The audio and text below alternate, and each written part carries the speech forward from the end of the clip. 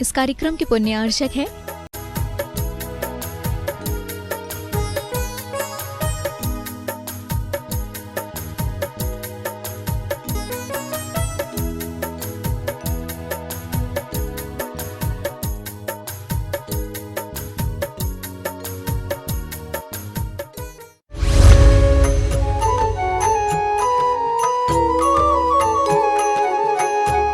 तत्वार सूत्र के 8वें अध्याय में कुछ विशेष विषय प्रासंगिक यहाँ पर है। आप सभी के सामने तत्वार सूत्र की पुस्तकें हैं, मिलान करें, सभी जन देखें।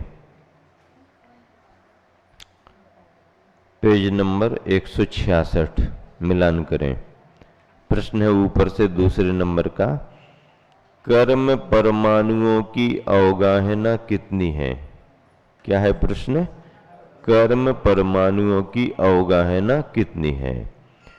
घनांगुल के असंख्यात में भाग प्रमाण क्षेत्र में अवगाहना वाले हैं। वे कर्म परमाणु घनांगुल के असंख्यात में भाग प्रमाण क्षेत्र में अवगाहना वाले हैं। घन, अंगुल, अंगुल का घन बहुत छोटा प्रमाण, घन अंगुल के, उसमें भी असंख्यात में भाग।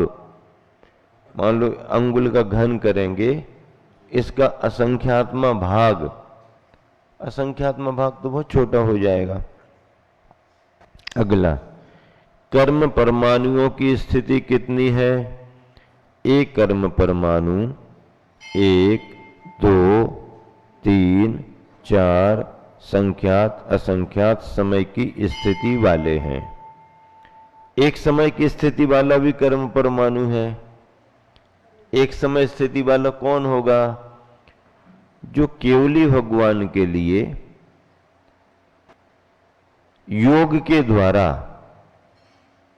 कर्म का आश्रय होता है, वह केवल एक समय टिकता है। उसको ईरियापथ आश्रय कहते हैं। ईरियापथ आश्रय, कसाय से ऊपर उठने के बाद 10वें गुण स्थान तक कसाय है, 10वें में कसाय समाप्त हो गई। अब 11वां गुण स्थान है, अथवा 12वां गुण स्थान है, अथवा बाद में 13वां आएगा। तो अब यहां पर ईरियापथ आश्रय चलेगा, क्योंकि कसाय नहीं तो स्थिति अनुभाग नहीं, स्थिति नहीं होगी। कर्म आया गया, आया गया, आया गया, टिकेगा नहीं। 3 पर पानी गिरा निकला, गिरा निकला, गिरा निकला, मिट्टी नहीं है इसलिए टिकेगा नहीं। तो अब कर्म आने की स्थिति में एक समय वाला हो सकता है, 2 समय वाला होता है, 3 वाला, 4 वाला, संख्यात असंख्यात। अनंत समय का कोई कर्म नहीं है, अनंत समय का कोई कर्म नहीं। कर्म है, स्थिति होगी, स्थिति होगी, स्थिति पूरी होगी, बदलेगा, या हम उसको पूरा कर देंगे किसी निमित्त से। तो 1, 2 ऐसा हो गया। केवली भगवान के लिए योग के कारण मन वचन काय जो उनके पास है, अभी भाव मन नहीं है, द्रव्य मन की रचना है, वचन वर्गना, उपदेश हो रहा है, शरीर है। उस योग शक्ति से जो कर्म आ रहे हैं वह केवल आए गए, आएगा, सात अभेदनी, आती है जाती है। एक समय कोई स्थिति नहीं होती है, आया और उसी में गया, आया और गया। बंध को प्राप्त कर्म प्रकृतियों की अवस्थाएं, जो कर्म बंध रहा है उसकी अवस्थाएं, बंध को प्राप्त कर्मों की 10 अवस्थाएं होती हैं। बंध, उत्कर्षण, संक्रमण, अपकर्षण, उदीर्णा, सत्व, उदय, उपशम, निधत्ति और निकाचित। ये 10 करण कर्म प्रकृतियों के होते हैं। जो भी कर्म बंधते हैं उनमें ये 10 व्यवस्थाएं रहती हैं। गोमटसार कर्मकांड 437 गाथा के आधार पर ही लिखा गया है। मतलब कोई भी कर्म बंधेगा तो उनमें विशेष कथन में जिस कर्म में जो हो सकता वो ये सामान्य कथन है कि इतनी अवस्थाएं बनती हैं। जिसमें ये स्कंध बना हुआ है, हाँ, पुद्गल जब भी स्कंध में आएगा वो विभाव परिणमन में आएगा, और स्कंध से बिखर बिखर करके जब अणु बनेगा तो वो शुद्ध अवस्था में रहेगा। अणु एक प्रदेशी होगा और स्कंद बहुप्रदेशी हो गया, बहुत सारे प्रदेशों को घेरे हुए बैठा है। इतनी हमारी जगह, इतनी हमारी जगह। अब मोटू राम आ जाएंगे तो कहेंगे हमारी और ज्यादा जगह है, कोई पतलू राम आ जाएंगे तो हम तो थोड़े ही में छोटे ही में बैठ जाते हैं, अपने हिसाब से सब जगह घेरेंगे। हाँ, तो ये बंद जो है संश्लेष पने को लेके, हमारी अवस्था भी शुद्ध जीव होता तो सिद्धालय में होता, और शुद्ध पुद्गल होता तो अनुरूप में होता। शरीर का आकार है, इसका मतलब है पुद्गल की अशुद्ध अवस्था स्कंध, और जीव नर नारक आदि 4 गतियों में शरीर धारण कर रहा, मतलब जीव संसार में सिद्ध पने को प्राप्त नहीं। तो ये जो अवस्था है 4 गतियों में भ्रमण करने वाले शरीरधारी जीवों की, इसके विभाव परिणमन है, तीसरी अवस्था है। हाँ, तीसरी अवस्था है संयोगी विभाव परिणमन। संयोगी विभाव परिणमन। बंध पुद्गल द्रव्य का कर्म रूप होकर, अब पहले तो पुद्गल की वर्गनाएं हैं, बेवर्गनाएं जीव के रागद्वेष परिणाम का निमित्त पाकर के कर्म बनेगी, और जब कर्म बन जाएंगी तो आत्म प्रदेशों में अंदर जाएंगी, और आत्म प्रदेशों में जब जाएंगी तो फिर घुल मिल करके उन्हीं प्रदेशों के साथ रह जाएंगी। इसका नाम संश्लेष बंध है। इसकी ये परिभाषा बंध की है। जीव का कर्मों के साथ जो बंध होता है उस बंध को संश्लेष संबंध बंध कहते हैं। उत्कर्षण क्या है? कर्मों का जो स्थिति व अनुभाग पूर्व में था उसमें वृद्धि का होना उत्कर्षण कहलाता है। अशुभ में भी चला जाएगा, शुभ में भी चला जाएगा।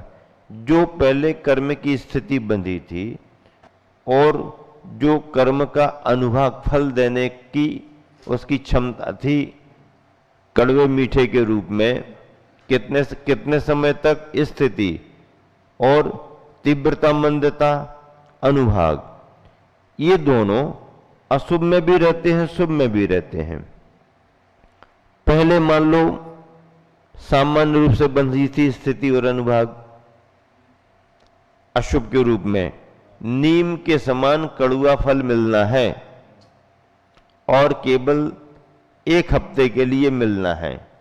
1 हफ्ते के लिए नीम की कड़वाहट के समान फल मिलेगा 1 हफ्ते के लिए। अब इसमें उत्कर्षण क्या होगा?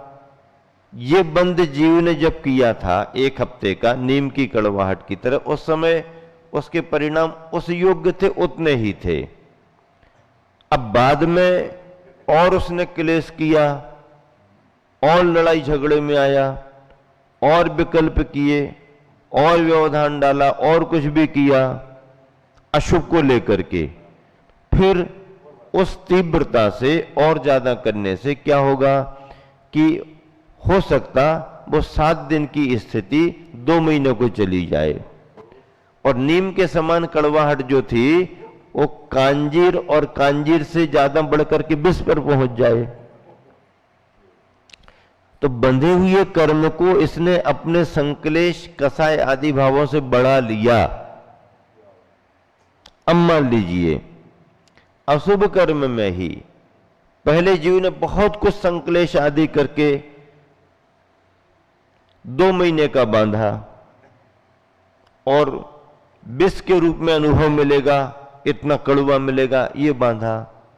बाद में उसको ख्याल में आया, बाद में कोई अच्छे निमित्त बन गए, धार्मिक वातावरण मिल गया, उसमें लग गया, धर्म की भावना भाने लगा, और पुराना उसको याद आया तो पश्चाताप करने लगा, ऐसा किया था वैसा किया था।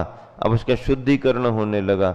अब इस विशुद्धि से, उसके परिणामों की निर्मलता से, पश्चाताप से, अब वो 2 महीने का बंधा हुआ कर्म 1 हफ्ते में आ जाएगा। और जो विष के समान फल देने वाला था वो नीम पर आ गया। जैसे सांप काटने का योग था और कांटा बन करके निकल गया, सांप काटने का योग था, कांटा बन करके निकल गया। तो ये अपने शुभ परिणामों से अशुभ में घटना होता है, और अशुभ परिणामों से अशुभ का बढ़ना हो जाता है। शुभ में भी ऐसे ही घटाएं। शुभ में यदि अपन ने पहले बहुत अच्छा करके और मान लो दूसरे स्वर्ग की आयु 10वें स्वर्ग की आयु बांध ली, बहुत कुछ किया, 10वां स्वर्ग आयु बंद हो गया। अब और उसमें फल देने की शक्ति मान लो शक्कर के समान मिठास मिलने वाली थी, अब बाद में सब भूल भाल गया, करना ही नहीं, विकल्पों में क्लेशों में आने लगा, अशुभ व्यसन बुराइयों में लग गया। नहीं हमको तो बंद हो गया, हो तो गया है लेकिन रिजल्ट में गड़बड़ी होती रहती है। हाँ, निश्चिंत नहीं हो जाना। फिर क्या हुआ? फिर ये हुआ कि उसका 10वें स्वर्ग से दूसरे स्वर्ग में आना हो गया, आयु कर्म उसका अपकर्षित हो गया। और जो शक्कर के समान मिठास मिलनी थी वो गुड़ के रूप में आ गई। मिलेगा तो मीठा ही, लेकिन शक्कर की जगह गुड़ आ गया, और 10वें की जगह दूसरे स्वर्ग में आ गया। स्वर्ग परिवर्तित नहीं होगा, आयु कर्म परिवर्तित नहीं होता, लेकिन अपकर्षण उत्कर्षण होता। प्रारंभ में सामान्य धर्म करने पर उसने मान लीजिए दूसरे स्वर्ग की आयु बांधी, और गुड़ के समान स्वाद वाला अनुभव मीठा मिलने वाला था। बाद में विशुद्धि बढ़ी, नियम संयम लिया, तपस्चरण करने लगा, ये किया वो किया, तो दूसरा स्वर्ग उसकी आयु का उत्कर्षण करा के 10वें में पहुंचा सकता है, और ये गुड़ वाला स्वाद शक्कर अमृत हो जाए। ये सिद्धांत चलते रहते, इसलिए जीव को प्रति समय अपने परिणामों की संभाल रखनी चाहिए। हाँ, अपने परिणामों की प्रति समय संभाल रखनी चाहिए। आपके लिए अष्टमी चतुर्दशी पर्व बतलाया गया है। क्यों? यदि 6 दिन में तुम नहीं संभल पाए तो 7वें दिन पर्व पर संभल जाओ। आप पूर्ण रूप से त्याग नहीं कर सकते हो, अष्टमी चतुर्दशी एकासन कर लो, उपवास कर लो तो बहुत अच्छा है। अब यदि मान लीजिए उपवास नहीं कर पा रहे, एकासन भी करने का हमें तो करना ही पड़ेगी एकासन, तो चलो एक दिन का रस परित्याग कर लो। हाँ, हम एक ही चीज हमेशा नहीं छोड़ सकते, मत छोड़ो हमेशा। वैसे भी भोजन करने में क्रम सही तो लेते हैं ना तो ये भी क्रम सही तो है। आप वहां पर ये ले लो, फिर ये ले लो, फिर ये ले लो करते हो, तो अब ये ले लो उसी दिन में हो गया, अब एक दिन में ये ले लो, एक दिन में ये ले लो, एक दिन में ये ले लो। मन को समझा करके रख लिया तो शरीर तो पीछे पीछे काम करने लगता है। मन को समझाने की जरूरत है। अब आप में से बताओ, कोई बेगमगंज में ऐसा है क्या गृहस्थ श्रावक या श्राविका जो चाहे व्रती हो चाहे व्रती प्रतिमाधारी ना हो, महाराज जियों की तरह प्रतिदिन एक बार भोजन और एक बार पानी करते हो? बता, पूरे बेगमगंज में चाहे प्रतिमाधारी हो और चाहे बिना, अष्टमी चौदस नहीं, बहुत अच्छा। तो मान लीजिए वो करती हैं तो एक बार भोजन, शाम को पानी भी नहीं लेती, शाम को भी नहीं लेती, बहुत अच्छा। तो देखो एक उदाहरण मिला। मैं इसलिए कह रहा हूं कि करने वाला ऐसा भी कर सकता है कि थाली पर ही भोजन, थाली पर ही पानी। कई श्रावक अष्टमी चौदस निर्जल उपवास करते हैं, गर्मी हो कुछ भी हो, आपके यहीं पर प्रकाश है ना, प्रकाश से पूछो कितने उपवास होते रहते उसके, कब से कर रहा, कब से कर रहा, आप भी कर रहे। तो कहने का मतलब ऐसा श्रावक चाहे तो कर सकता है। अभी अष्टमी को चंद्रसेन का उपवास था, कल उपवास ही था, तो उपवास तो ठीक है कोई भी कर लेगा, लेकिन उन्होंने 5 साल हो गए, कितने साल हो गए, 5 साल से आचार्य से नियम लिया है और प्रतिदिन एक बार भोजन और एक बार पानी लेते हैं। आप सोचो, कल्पना कर सकते क्या, एक बार। अब वो कोई गृह त्यागी तो है नहीं है, लेकिन हाँ मौन से उपवास किया, हाँ, और ये लोग सब मौन का भोजन कर रहे हैं, मौन डाल डाल के और डालो थोड़ा सा, मौन नरम नरम बन जाए, है मौन के 2 अर्थ हो जाते हैं, है अच्छे आटे में मसाले डालो, मौन डालो, फिर बनाओ, मौन से करो, करना तो क्या है, अभ्यास है।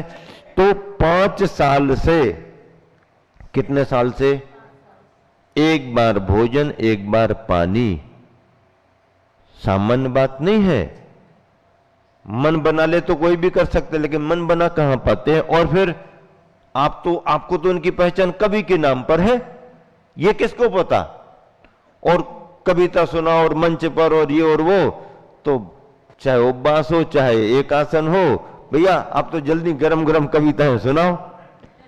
जब इन्होंने पानी का त्याग किया आचार्य के पास, तो आचार्य कहने लगे, चंद्रसेन आपको पानी की जरूरत तो पड़ेगी, नहीं महाराज जी चल जाएगा, आप गरम गरम कविताएं सुनाते हो ना, गरम गरम कविताएं सुनाते हो तो पानी की जरूरत तो पड़ेगी। आचार्य चल जाएगा, आप आशीर्वाद दो सब चल जाएगा। श्वेतांबरों में दीक्षित होकर के, साधु बनकर के भी एक बार का नियम नहीं, दिन में 10 बार पानी पी सकते हैं, नाश्ता अलग कर लेंगे, भोजन अलग कर लेंगे, शाम का अलग कर लेंगे, उसके बाद भी गृह त्यागी साधु महाव्रती। और गृहस्थ भी जब दिगंबर परंपरा का साधना करने के उसमें आता है, तो एक बार भोजन और एक बार पानी। इसलिए तो कहते हैं कि 100 दंडी और एक बुंदेलखंडी, करने पर आ जाए तो आ जाए, कर सकता है, करना भी चाहिए। अपना स्वास्थ्य देख करके, अपनी पारिवारिक जिम्मेदारियां देख करके, घर में क्या है कैसा है, व्यापार कैसी, आपको आकुलता व्याकुलता, घर गृहस्थी, आजीविका उपार्जन क्या है, उन सबको देख के उनमें बाधा व्यवधान ना आ पाए, शरीर की प्रकृति भी विरुद्ध ना हो, और यदि जमे तो चाहे ग्रस्त भी क्यों ना हो, उसको जमाना ही चाहिए। अभी मुकुट सप्तमी पर कह दिया था, सब बालिकाएं महिलाएं पुरुष उपवास करो, कम से कम 200-250 ने उपवास किए एक बार कहने पर, करते हैं। और कोई यदि माहौल बना के कहे तो और अच्छे से होते हैं।